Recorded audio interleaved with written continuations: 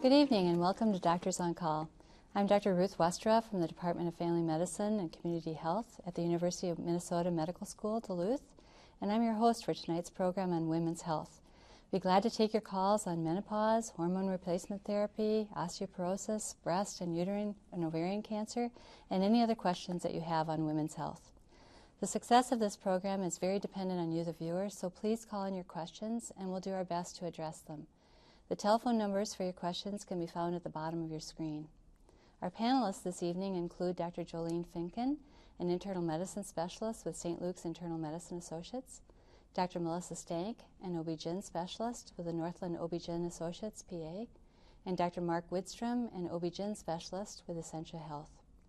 Our medical students answering the phones tonight are Brian Berglund from Lauder, Minnesota, Anna Glowicki from Virginia, Minnesota, and Samantha Harder from McGregor, Minnesota. And now on to tonight's program on women's health. So while we're waiting for the questions to start, I thought we could talk about some preventative health issues for women's health. And one of the questions that often comes up is how often to get a mammogram. So maybe Dr. Stank, you could talk to us about the preventative health screening for mammogram and ages, things like that. Sure. There are different screening guidelines for mammograms. But most of the guidelines right now are stating that we should get mammograms starting at the age of 40 every year. And when to stop getting mammograms is somewhat controversial, but some of the recommendations are to stop at around the age of 75. If there's a family history of breast cancer, the recommendation is usually starting mammogram screening 5 years before that immediate relative was diagnosed with breast cancer. So if your mother had breast cancer at age 50, your doctor might say we should start them at age 45 if you haven't already had them previously? No, the recommendation, whether or not there's a family history, is to start at the age of 40. Okay. But a good example is if my mother, for instance, had breast cancer at the age of 40, I should start mammogram screening at the age of 35. There's also some risk assessment models to look to see if there is a family history of breast cancer, if that person should undergo genetic counseling, possible testing for BRCA mutation, and possible MRI screening in addition.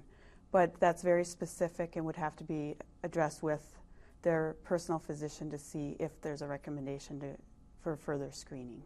We should mention that most breast cancers are not hereditary, so 85–90% of breast cancers are sporadic, and so those that BRCA is not that common, but if it is, it's can have a major impact, and then much more additional screening comes into play with that, breast and ovarian cancer if they have the BRCA gene.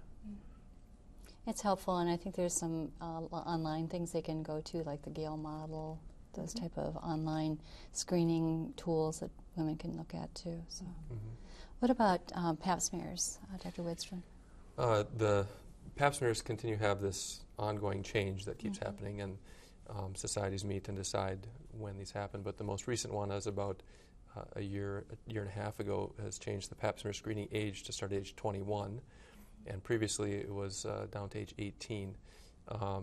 And so many younger women have already been grandmothered into that system and have had Pap smears before they were 21. But so now we start at age 21, and then every year to age 30, and after age 30, if there's been 3 normal Pap smears in a row without any previous abnormal Pap smears, then you can go to every 3rd year.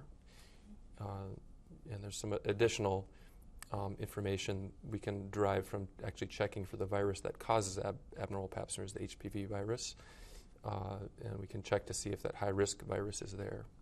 And that comes more into play than what happens when that's there, if there's an abnormal Pap smear. And then the standard screening, again, is when to stop Pap smears, and that's controversial as well, depending on if you've ever had an abnormal Pap smear, if you had the uterus with the cervix removed, and it's in that general same age group of 70 when you can stop doing Pap smears. And if you had a surgical, like a hysterectomy with removal, then would you continue to do Pap smears? What do you think? With the removal of the cervix? Yes. If the hysterectomy was done for benign reasons, meaning that there's no cancer, then that woman no longer needs pap smear screening. If there were abnormalities on the cervix, but still not cancer, she may need screening for 3 years until having 3 negative pap smears, and then she no longer needs screening. Now, if she has cervical cancer, then the screening is very different. And again, that would be individualized by That's her very helpful. oncologist. And it may also matter if they would have a new partner, say, had never had abnormal pap smears and had hysterectomy and could go away without doing them, and then had a new partner at age 45, then you could still start screening again for a short time. Till you get normal series in a row. I did want to add one thing that isn't about pap smear screening, but rather screening for gonorrhea and chlamydia. Even though we recommend pap smears at the age of 21, we also recommend that anybody under the age of 26 who is sexually active get gonorrhea and chlamydia cultures at least once a year. And that can actually be done in the urine. So if a young 16-year-old comes in and doesn't feel comfortable with a pelvic exam, I can still screen her through a urine. Thank you. Well, Dr. Finken, let's talk about DEXA scans too, and how we would do preventative screening for osteoporosis. Okay. The recommendation is to start at age 65 unless there are additional risk factors for osteoporosis, and that would include certain medications, anticonvulsants or Coumadin, hyperthyroidism, the family history of osteoporosis. There are a number of things that would put you at higher risk, and so it would again be individual discussion with your physician, but that would maybe start sooner than age 65. So, but not premenopausal. I mean, if you're, still having your cycles and you're not postmenopausal, we would not recommend doing that because you are protected by the hormones. So what puts a woman at risk of osteoporosis? Certain conditions, malabsorption syndromes like celiac sprue, you're not getting good calcium and vitamin D absorption. Smoking significantly decreases bone density. Slight build, very thin women tend to have more problems with osteoporosis. And then certain medications. Like steroids maybe or something like that? Prednisone is, yes, very, very commonly will thin the bone density. Dr. Widstrom, a caller from Duluth asking about ovarian cancer and if it's uncommon for women over 70 to get ovarian cancer. The larger group of ovarian cancer is actually women 65 and older. And so, unfortunately, we don't have any good screening tools for ovarian cancer. As we were talking earlier before the show started, there's still information out there on doing should everybody be screened for ovarian cancer. Unfortunately, there's no good way to screen for ovarian cancer. But definitely women over 70 can get ovarian cancer, unfortunately. And many times, because it's so detected so late in its course, that the stage is higher when it gets treated. And it would be nice, and their researchers are constantly working on ways that we could screen for ovarian cancer to maybe catch this in an earlier stage. And a caller is asking about Gardasil. Dr. Stank, maybe a little bit. That's part of the reason some of our protocols for pap smears have changed. Gardasil vaccination is a vaccination to help prevent for the 4 very common strains of HPV. HPV is the human papilloma virus. It can cause cancers, it can cause precancerous cells, and it can cause genital warts. It's recommended in patients age 9 to 26, and we're really trying to get probably the age 12 to 13 group of both males and females. It helps prevent those 4 strains. It doesn't replace pap smear screening, so even if someone has the Gardasil vaccination, they need to continue to have pap smear screening. And the most common cancers caused from the HPV are rectal cancer, cervical cancer, and there's a small risk of oropharyngeal cancers or throat cancers. And a thing to remember about the vaccination is actually it prevents with 2 of the viruses that cause 75% of cervical cancer, and 2 of the viruses that cause 90% of the genital warts. So even if somebody's had what we call dysplasia of the cervix, which is precancerous, they should still, and haven't gotten the vaccination, they should still get the vaccination because they could still be in that, the other 25%. And so it's, you think, why I already had, caught this virus. Well, there's about 100 types of that virus out there. So it's still important to get that vaccination. And I think it's only certain types actually cause the problems. It's not all of the different types. So you're kind of trying to identify of the 100, there's about 15 to 18 of the high-risk types that are more likely to cause. Oh, well, Dr. Finken, talk to us a little bit about aspirin use for women. There's a caller asking if you're 60, should you take an aspirin a day? That seems to change, like so many of our recommendations do. There was some evidence that aspirin in women before the age of 65 prevents stroke more so than heart attack. After age 65, you get prevention from both. There was a new study that recently came out that said the risk of bleeding really exceeded benefits. So, I mean, that's one of those things that's in flux. And here again, it's a very individual thing. You need to sit down with your doctors. You can actually calculate your risk based on your risk factors for cardiovascular events. And if you fall into a high-risk category, then you have to talk about the risks and benefits of preventing heart attack and stroke, the benefit, and the risk being bleeding or gastritis or ulcers. So there isn't one size fits all for everybody. I mean, you really have to assess the entire picture and what the cardiovascular risk is in each patient. It's really important because we do talk a lot about the gynecological problems for women's health, but really heart disease is fairly significant for women as well. Definitely, definitely. People always tend to focus on and fear the most cancer, but really the cardiovascular disease is what really has women with a very high mortality rate from that, more so even than the cancers that we fear most. Oh, Dr. Whitstrom, a caller's asking, this one's from Duluth as well, to explain the surgery or at least talk a little bit about when you have prolapse and you need to have a correction, surgical correction, like a uterine prolapse. Right. So it's prolapse, and we kind of combine that with urinary incontinence for women, is really more common than probably people realize. About 1 in 9 women will have surgery in their lifetime for prolapse or incontinence. And prolapse is when the cervix or the front or the back of the vagina starts to bulge out of the opening as it shouldn't. And the most likely cause for that happening is having children. And it doesn't necessarily have to be a normal delivery. It could end up being carrying a baby, being in labor, and then still ending up with a C-section. You could still have prolapse or incontinence. It's really quite a common procedure that we do, and there's multiple different ways that prolapse surgery can be corrected. You can actually, with some a little bit more invasive procedures, treat prolapse without even having to remove the uterus, but by and large, well over 95% of prolapse, if it's uterine prolapse, we would remove the uterus.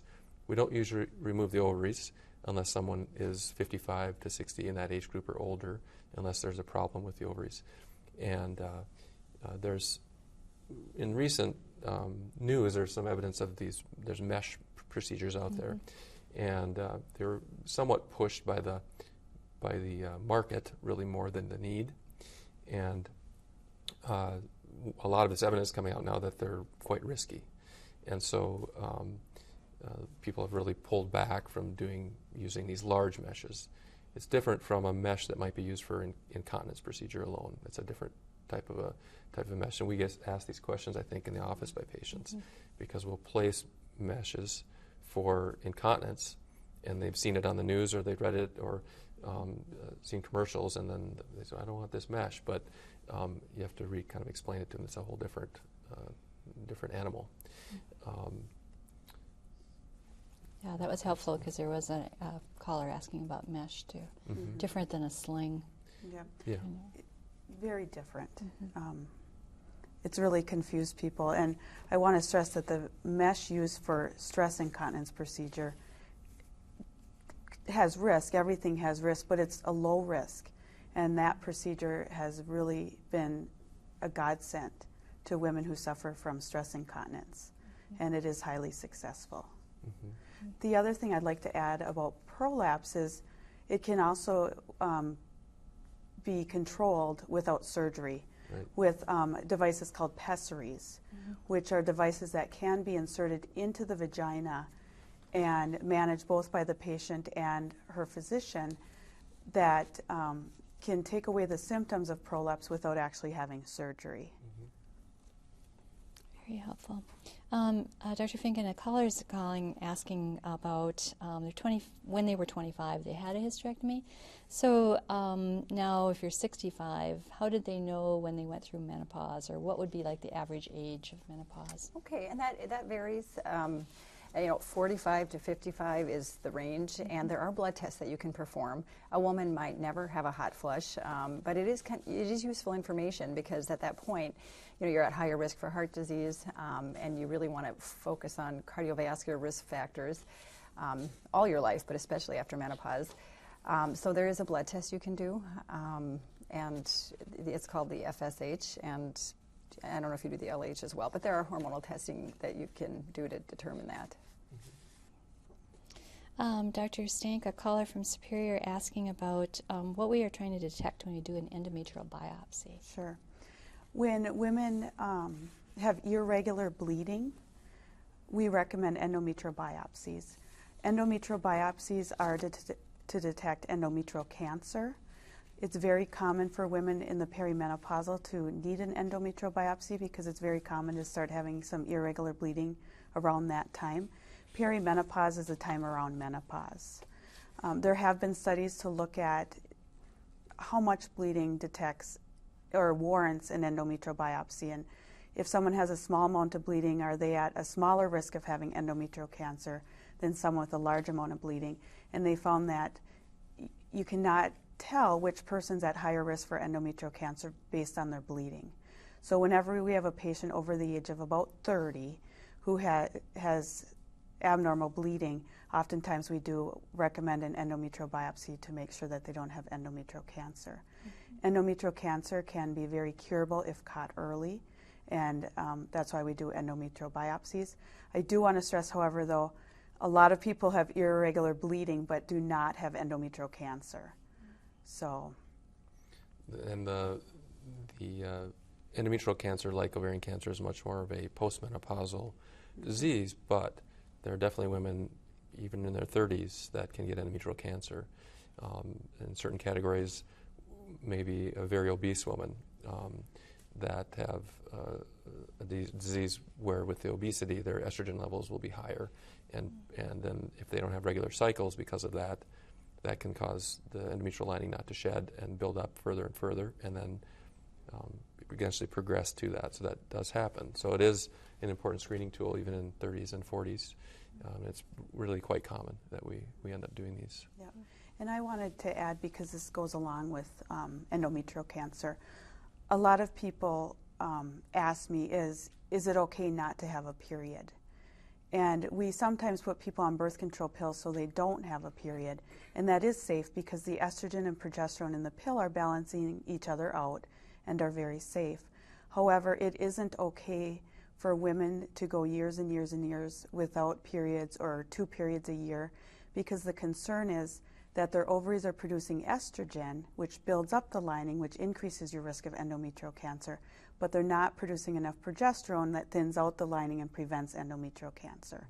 So I just want to stress, women that aren't getting regular periods on their own should seek medical advice as far as what to do, so they don't end up getting endometrial cancer. Get checked. Good, good. Well, Dr. Finken, talk a little bit about hormone replacement therapy. And there are a lot of things that have been studied with the Women's Health Study, but cardiac risks or anything we need to worry about with hormone replacement therapy? Well, the philosophy on that has significantly changed over the last 10 years since the Women's Health Initiative came out 2001, 2002. It used to be, when you're in menopause, everybody immediately got put on it thinking this will protect you against heart disease, protect your bones. Now it is much more of a symptom-driven process. If you're having symptoms, your sense of well-being is affected, you can't sleep, you're having the hot flushes, you are a candidate for hormone replacement. So we're much more selective. And some of the additional problems, heart attack, stroke, blood clots, In the Women's Health Initiative study, a lot of the women were later into menopause, and the thinking is that earlier in menopause, for symptomatic women, the chances of having the heart attack, the strokes, the blood clots are minimal. So the absolute risk to each woman is low. So it is just another one of those individual things. It's patient selection. And the more heart attack, stroke, blood clot, more problems seem to occur with the combined therapies. If you don't need the progesterone because you don't have a uterus, there's a slight increased risk of heart attack. And correct me or jump in if I'm off on this, but yeah, it's about with both combined therapy or just estrogen alone. The risk is about 1 per 1,000 women per year that wouldn't have had a stroke, heart attack, or clots is about 1 in 500 per year. But that's after being on the hormones for 4 years even. Most women in early menopause that need to be on hormones are only on them for about 2 years. And then the other part of that is we get asked a lot is breast cancer risk with hormones. And the progesterone and estrogen therapies have a slight increased risk, again, 1 in 1,000 per year after 4 years. But the estrogen alone does not seem to increase the risk of breast cancer in the second part to the study that we were talking about. And so women should feel a little bit more comfortable if they only need to have estrogen alone as far as breast cancer risk, because it has not been shown in that study, which was a large, about 15,000, 16,000 women. So it's a very large study. Dr. Stank, there's a caller asking, maybe we should explain partial hysterectomy. Sometimes that's confusing for people. And then if they can also be done laparoscopically. Sure. There's different definitions of hysterectomy. A total hysterectomy basically means that the uterus and cervix are removed. If we're removing the fallopian tubes and ovaries, we call it a BSO. Some people would like to have their uterus removed and leave their cervix, which is possible, and we call that a supracervical hysterectomy.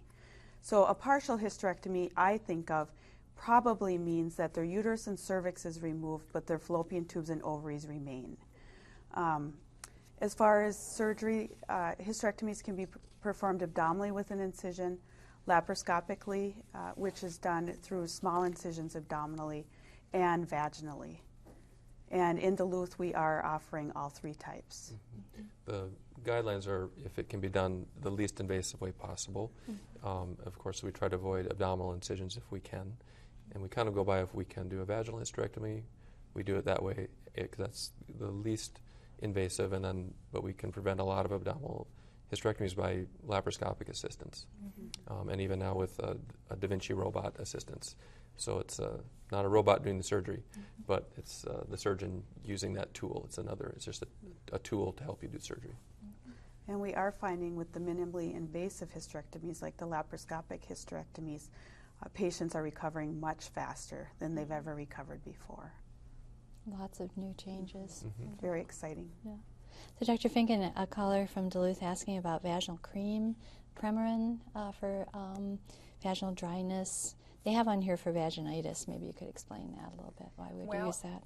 A lot of the vaginal atrophy or thinning of the lining of the vagina can occur due to lack of estrogen, which comes with menopause. It can feel like a vaginitis. There can be itching and inflammation and irritation, but it's not an infection. It's just from the lack of estrogen. So we can treat that with vaginal Premarin or estrogen. It comes as a suppository or a cream.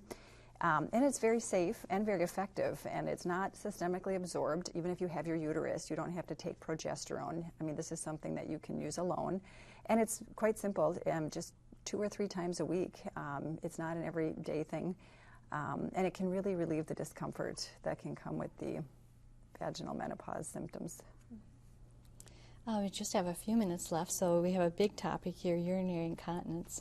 And so probably talk, I'll start with you, Dr. Widstrom, talk about medications potentially that we could utilize rather than surgery first and then So urinary incontinence is several types, but the kind we would use medications for would be like an urge incontinence.